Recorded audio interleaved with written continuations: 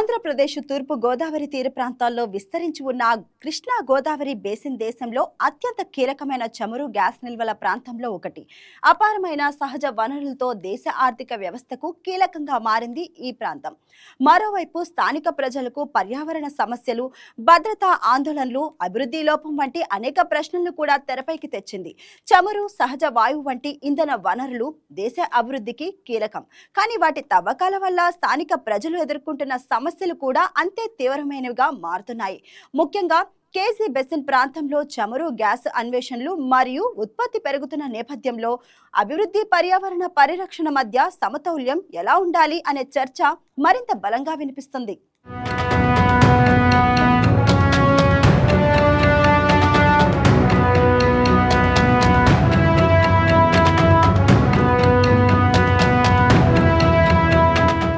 భారతదేశంలో సముద్ర తీర ప్రాంతాల్లో ఉన్న అత్యంత ముఖ్యమైన హైడ్రోకార్బన్ బేసిన్లలో ఒకటి కృష్ణా గోదావరి బేసిన్.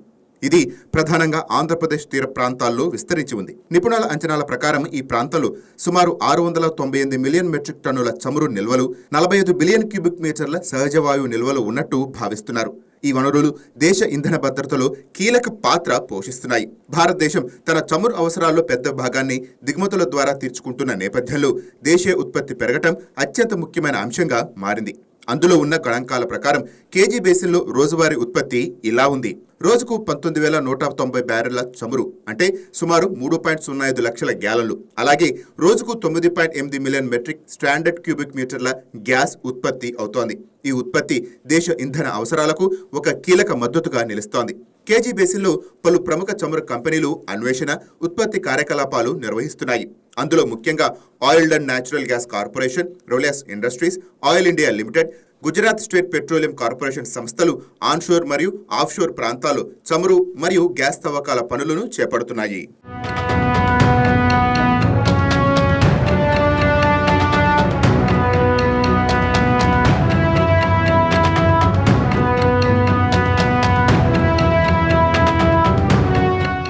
ప్రస్తుతం బిఆర్ అంబేద్కర్ కోనసీమ జిల్లాలోని పలు ప్రాంతాల్లో చమురు, గ్యాస్ అన్వేషణ కార్యకలాపాలు కొనసాగుతున్నాయి. ఉప్పలగుప్తం మండలం ఎస్ యానంలో వేదాంత సంస్థ, అల్లవరం మండలం ఓడలరేవులో ఓఎన్జీసీ, తాళ్లరేవు మండలం గాడిమొగ్గలో రిలయన్స్, మామిడికుదురు మండలం తాటిపాకలో ఓఎన్జీసీ కార్యకలాపాలు నిర్వహిస్తున్నాయి. ఈ ప్రాంతాలు ప్రస్తుతం కేజీ బేసిన్లో చమురు, గ్యాస్ ఉత్పత్తిలో కీలక కేంద్రాలుగా మారాయి. అల్లవరం మండలం ఓడలరేవు వద్ద తవ్విన చమురును తాటిపాకలోని మినీ రిఫైనరీకి తరలిస్తారు. ఇది సంవత్సరానికి సుమారు 0.066 మిలియన్ మెట్రిక్ టన్నుల సామర్థ్యం కలిగిన రిఫైనరీ.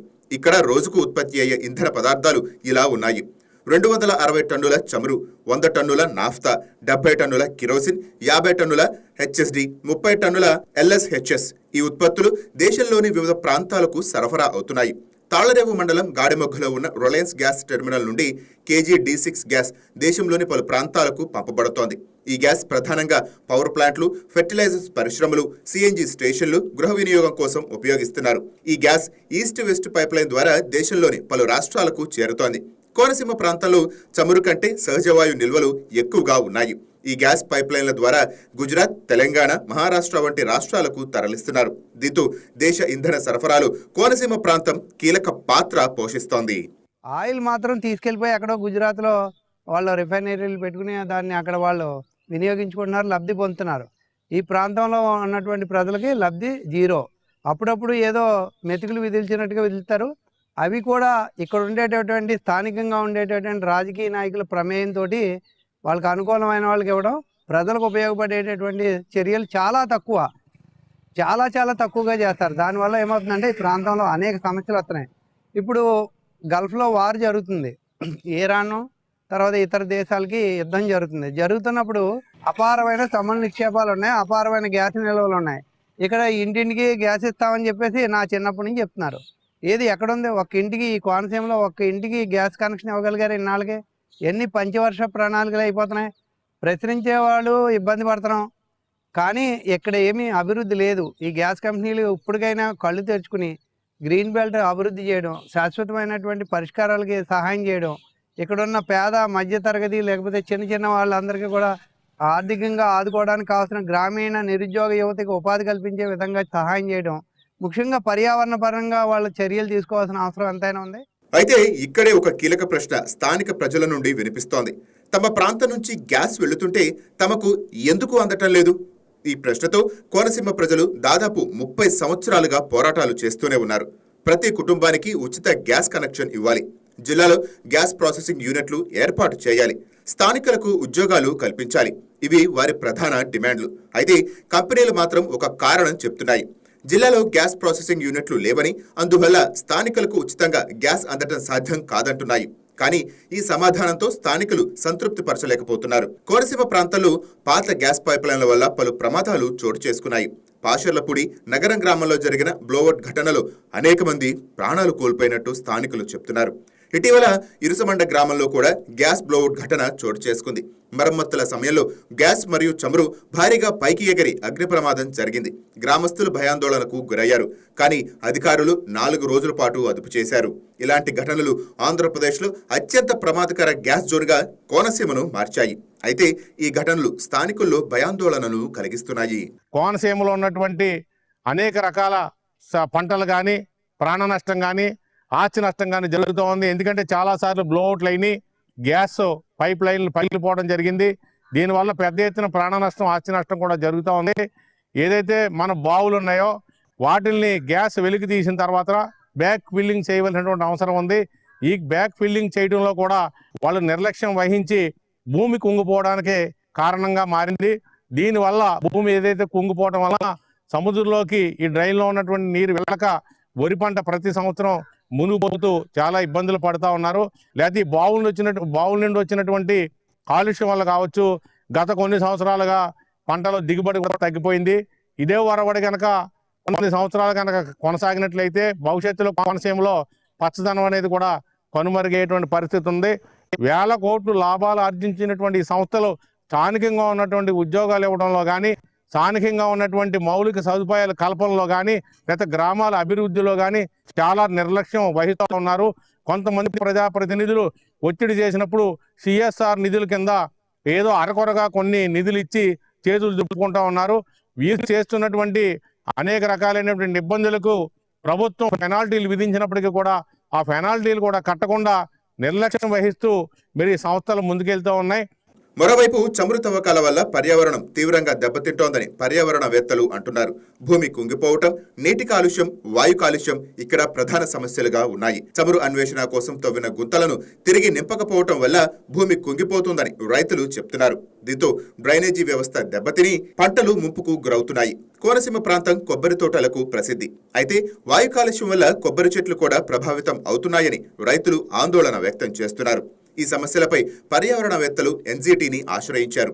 దీంతో ఎన్జీటీ కొన్ని కీలక ఆదేశాలు జారీ చేసింది. గ్రీన్ బెల్ట్ నిర్మించాలని, పర్యావరణ పరిరక్షణ చర్యలు తీసుకోవాలని ఆదేశించింది. ఇచ్చినందుకు ఎన్జీటీ పలు కంపెనీలపై జరిమానాలు కూడా విధించింది. అందులో ఓఎన్జీసీకి 22.76 కోట్లు, కేజీ బేసిన్ కార్యకలాపాలపై ₹1 కోటి, ఓడలరేవు యూనిట్కు 36.6 లక్షల జరిమానాలు విధించినట్లు సమాచారం. అయితే ఈ జరిమానాలను కంపెనీలు ఇంకా చెల్లించలేదనే ఆరోపణలు ఉన్నాయి. కోస్టల్ ప్రాంతాల్లో గ్రీన్ బెల్ట్ నిర్మించాలని ఆదేశాలు జారీ చేసినప్పటికీ కంపెనీలు వాటిని అమలు చేయలేదని స్థానికులు ఆరోపిస్తున్నారు.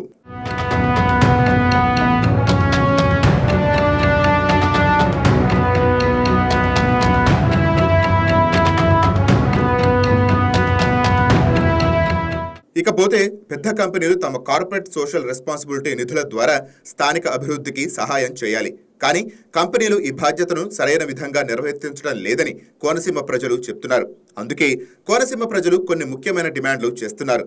జిల్లాలో గ్యాస్ ప్రాసెసింగ్ యూనిట్లు ఏర్పాటు చేయాలని, ప్రతి కుటుంబానికి ఉచిత గ్యాస్ అందించాలని, స్థానికులకు ఉద్యోగాలు ఇవ్వాలని, సిఎస్ఆర్ నిధులతో అభివృద్ధి పనులు చేపట్టాలని కోరుతున్నారు. అలాగే రహదారులు, త్రాగునీటి సదుపాయం, వీధి దీపాలు, ఆసుపత్రులు వంటి కనీస మౌలిక సదుపాయాలు ఏర్పాటు చేయాలని విజ్ఞప్తి చేస్తున్నారు. తమ డిమాండ్లు నెరవేర్చకపోతే భవిష్యత్తులో పెద్ద ఎత్తున ఉద్యమాలు చేపడతామని కోనసీమ ప్రజలు హెచ్చరిస్తున్నారు. కృష్ణా గోదావరి బేసిన్ దేశానికి అపార సంపదను అందిస్తున్న ప్రాంతం. ఈ వనరులు దేశ అభివృద్ధికి కీలకమైనవి. కానీ అదే సమయంలో స్థానిక ప్రజల జీవన విధానాన్ని కూడా రక్షించాల్సిన బాధ్యత ప్రభుత్వాలు, కంపెనీలపై ఉంది. అభివృద్ధి మరియు పర్యావరణ పరిరక్షణ మధ్య సమతుల్యం ఉండాల్సిన అవసరమూ ఉంది. కోనసీమ ప్రజలు కోరుతున్న న్యాయమైన డిమాండ్లు నెరవేరితే ఈ ప్రాంతం నిజమైన అభివృద్ధి దిశగా ముందుకు సాగుతుంది. మరి కార్పొరేట్ కంపెనీలు స్థానిక డిమాండ్లను నెరవేరుస్తాయా? ఇకపోతే పెద్ద కంపెనీలు తమ కార్పొరేట్ సోషల్ రెస్పాన్సిబిలిటీ నిధుల ద్వారా స్థానిక అభివృద్ధికి సహాయం చేయాలి, కానీ కంపెనీలు ఈ బాధ్యతలను సరైన విధంగా నిర్వర్తించడం లేదని కోనసీమ ప్రజలు చెప్తున్నారు. అందుకే కోనసీమ ప్రజలు కొన్ని ముఖ్యమైన డిమాండ్లు చేస్తున్నారు. జిల్లాలో గ్యాస్ ప్రాసెసింగ్ యూనిట్లు ఏర్పాటు చేయాలని, ప్రతి కుటుంబానికి ఉచిత గ్యాస్ అందించాలని, స్థానికులకు ఉద్యోగాలు ఇవ్వాలని, సిఎస్ఆర్ నిధులతో అభివృద్ధి పనులు చేపట్టాలని కోరుతున్నారు.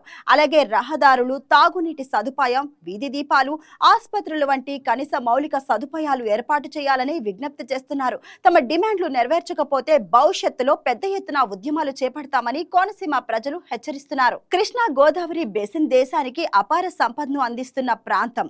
ఈ వనరుల దేశ అభివృద్ధికి కీలకమైనవి. కానీ అదే సమయంలో స్థానిక ప్రజలు జీవన విధానాన్ని కూడా రక్షించాల్సిన బాధ్యత ప్రభుత్వాలు, కంపెనీలపై ఉంది. అభివృద్ధి మరియు పర్యావరణ పరిరక్షణ మధ్య సమతౌల్యం ఉండాల్సిన అవసరం ఉంది.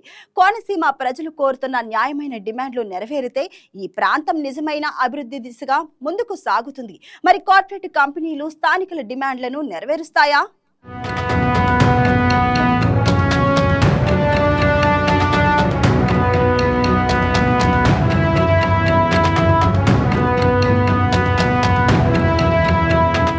Please subscribe to YK TV Network. Please subscribe to YK TV. Please watch YK News.